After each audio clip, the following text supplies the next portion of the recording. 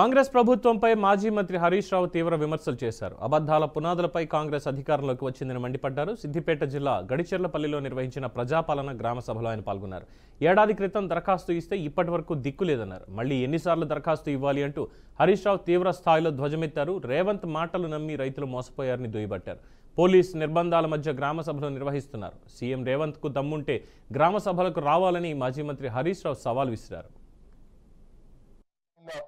Ward సభల్లో చూస్తే పాపం ప్రజలు మేము ఎన్నిసార్లు దరఖాస్తులు పెట్టాలి, ఇప్పటికీ చాలా సార్లు దరఖాస్తులు పెట్టాము. మొత్తంగా దరఖాస్తు పెట్టినప్పుడల్లా 30-40 రూపాయలు ఖర్చు అవుతా ఉంది.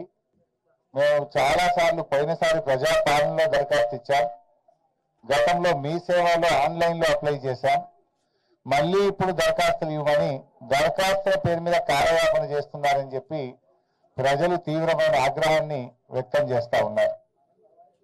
గతంలో ప్రజాపాలనలో రేషన్ కార్డులకు దరఖాస్తు ఇస్తే ప్రభుత్వం వాటిని ఆన్లైన్ చేయకపోవడం వల్ల, ప్రభుత్వం ఆ దరఖాస్తులను కట్టను కట్టి మూలకు పడేయడం వల్ల ఇవాళ వాళ్ళ పేర్లు జాబితాలో కనబడడం లేదు. అధికారులు నిలదీస్తే మళ్ళీ దరఖాస్తు ఇవ్వండి, మళ్ళా చూస్తామని చెప్తున్నారు. ఇప్పుడు ప్రభుత్వం వచ్చి 13 నెలల తర్వాత కూడా దరఖాస్తుల పేరు మీద కార్యయాపన చేస్తూ ప్రజల్ని మోసపుచ్చుతా ఉన్నారు.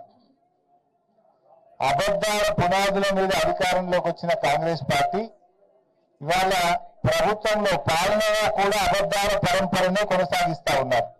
అప్పుడేమో అందరికీ పరిణామం పెడతామన్నారు, ఇప్పుడు అడిగితే పంగనామాలు పెడుతున్నారు.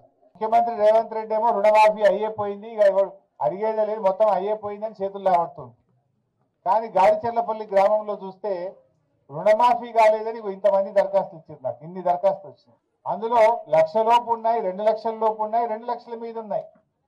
రేవంత్ రెడ్డి ఏమో రుణమాఫీ అయిపోయింది అని హైదరాబాద్ లో కూర్చొని మాట్లాడుతున్నారు. నేను డిమాండ్ చేస్తున్నా రేవంత్ రెడ్డిని, రుణమాఫీ అయిపోయిందని నువ్వు హైదరాబాద్ లో కూర్చొని మాట్లాడు కాదు, దమ్ముంటే రా నా సిద్దిపేటకు రా, ఈ గాడిచెర్లపల్లి గ్రామానికి రా, ఎంతమందికి రుణమాఫీ కాలేదో నేను చూపిస్తా. లేదు నీ సొంత ఊరు కొండారెడ్డిపల్లికి పోదామంటే కూడా పోదాం, అక్కడ కూడా కచేరీ కాడ కూర్చొని మాట్లాడదాం. నీ సొంత ఊరికి పోదామా మా గాడిచెర్ల